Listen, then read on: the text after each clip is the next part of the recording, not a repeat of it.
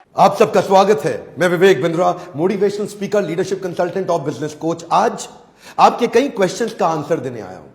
आपने पूछा जो छोटा बिजनेस कर रहे हैं और जो बिजनेस बड़ा करने वाले हैं, जो बिजनेस शुरू करने वाले हैं, इनमें कई एक बड़ी कॉमन प्रॉब्लम आती है कि बिजनेस में प्रोसेस कैसे बनाए जाएं। देखिए, बिजनेस दो प्रकार के होते हैं, एक पर्सनैलिटी ओरिएंटेड यानी कि पीपल ओरिएंटेड, और एक प्रोसेस ओरिएंटेड।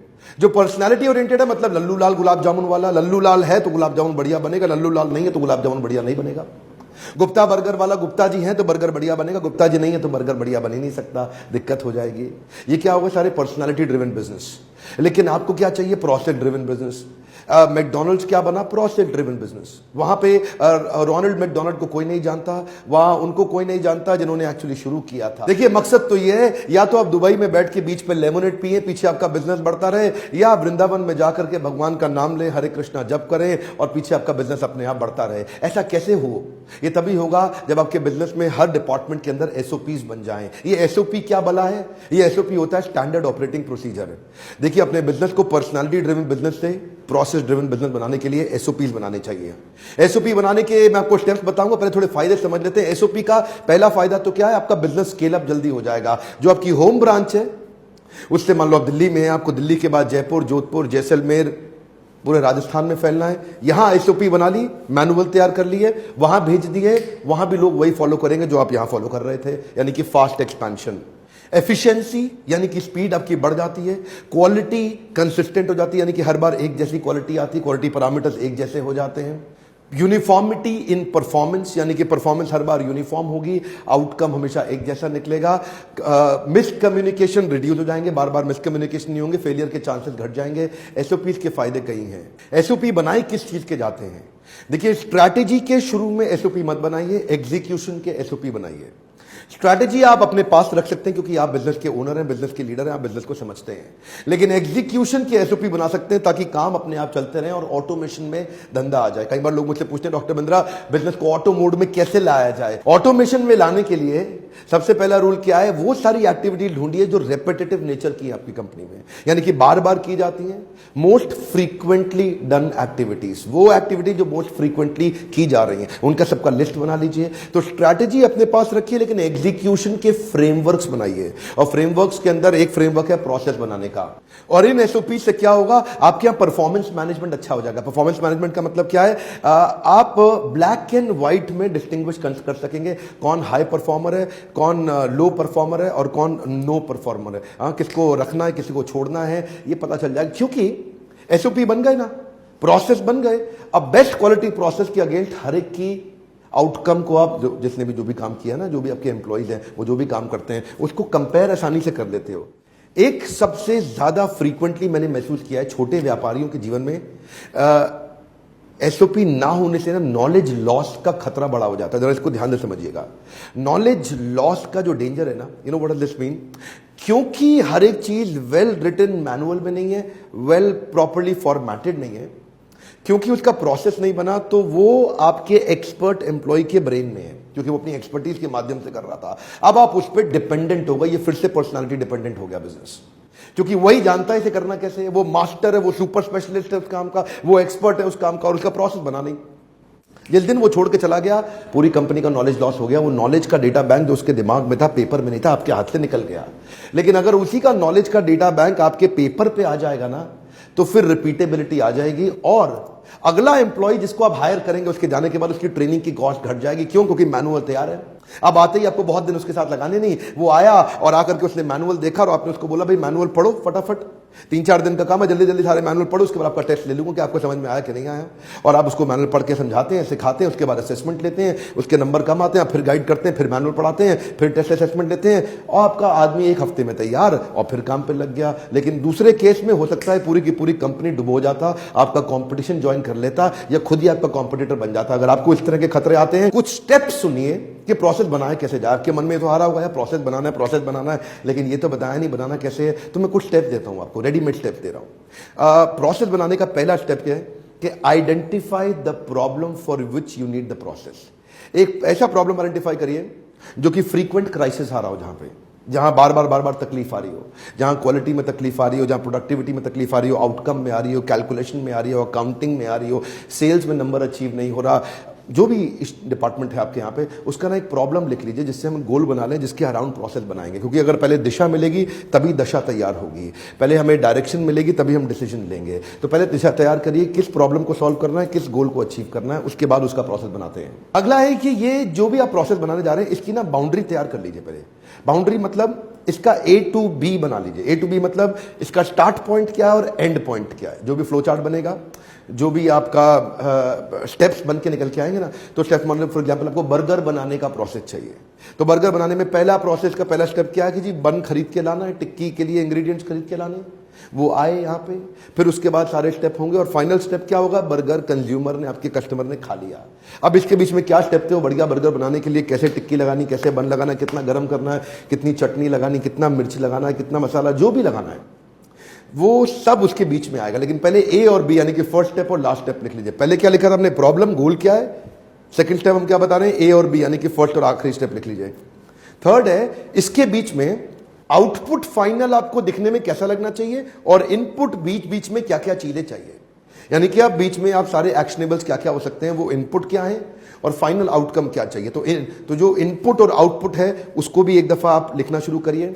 अगले स्टेप में अपनी टीम के साथ बैठ के ब्रेनस्टॉर्म करिए कि क्या क्या सारी की सारी जितनी भी प्रकार की एक्टिविटीज है उनको लिख लीजिए।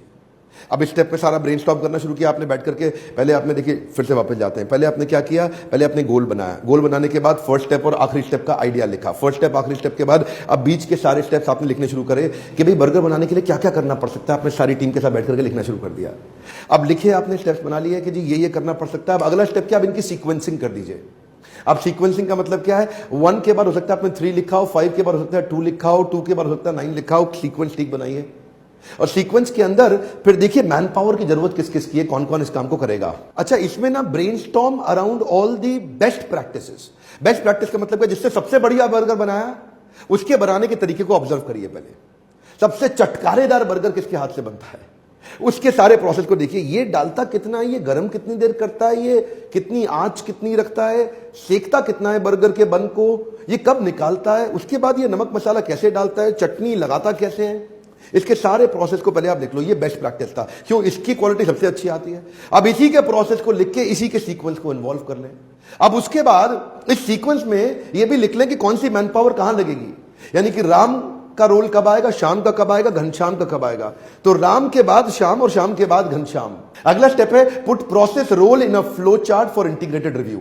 इसका मतलब क्या हो गया, इसमें 3 बातें, पहला तो प्रोसेस रोल, दूसरा फ्लो चार्ट और तीसरा इंटीग्रेटेड रिव्यू। प्रोसेस रोल का मतलब क्या है, अब डिसाइड करें कि किसका प्रोसेस में क्या रोल है।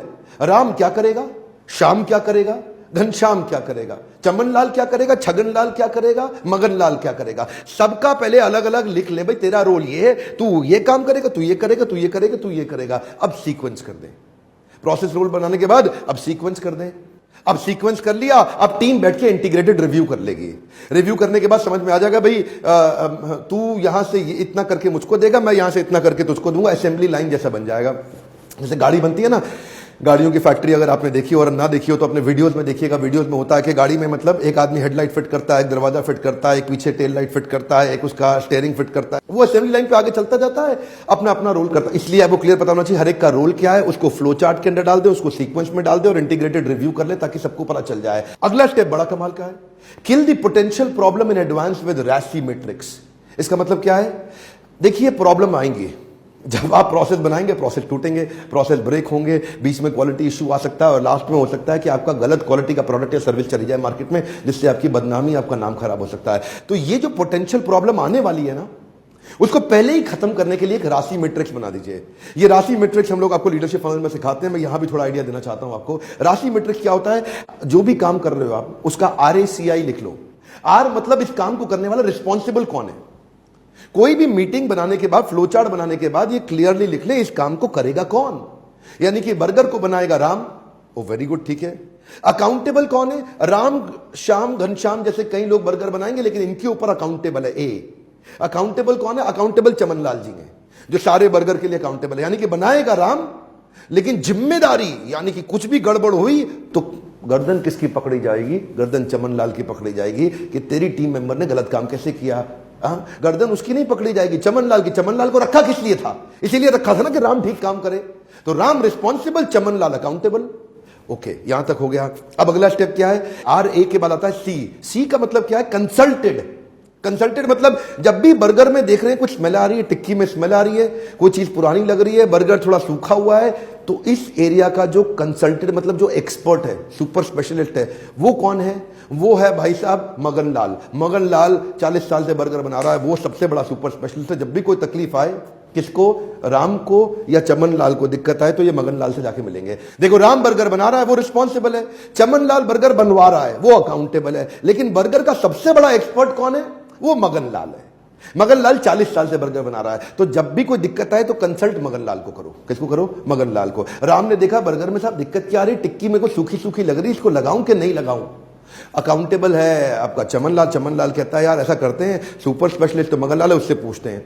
तो अब क्या है, गड़बड़ की सारे चांसेस खत्म हो जाते हैं, क्योंकि रिस्पॉन्सिबल भी पता चल गया, अकाउंटेबल भी पता चल गया, कंसल्ट किसको करना है तकलीफ आते हुए वो भी पता चल गया। और फाइनली है आई। आई मतलब इन्फॉर्म्ड। जो पूरे ब्रांच का हेड है वो कौन है? वो श्यामलाल है।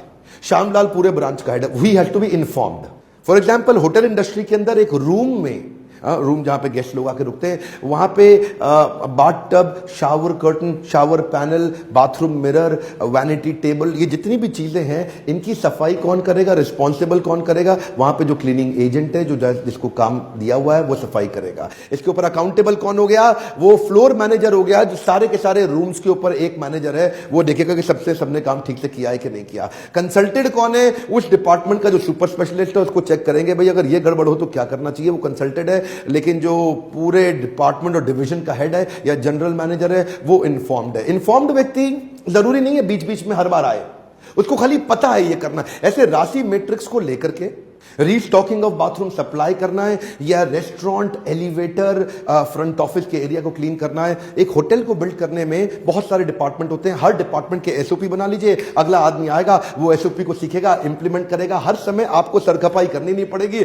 हर समय आपको मेहनत करनी नहीं पड़ेगी। अभी तो आप 15 घंटे काम करते हैं, 12 घंटे काम करते हैं। एक्चुअली आप बड़े मेहनती व्यक्ति हैं, आप वीडियो ध्यान से देख रहे हैं ना, सीखना चाहते हैं, आप मेहनती बहुत है, हार्ड वर्किंग बहुत है। लेकिन मैं आपको वो तरीके, वो टैक्टिक सिखाना चाहता हूं जिससे आपको काम नहीं करना, आप स्ट्रैटेजी पे काम करेंगे, लोग आपके साथ एग्जीक्यूट करेंगे, बिजनेस तेजी के साथ बढ़ता जाएगा।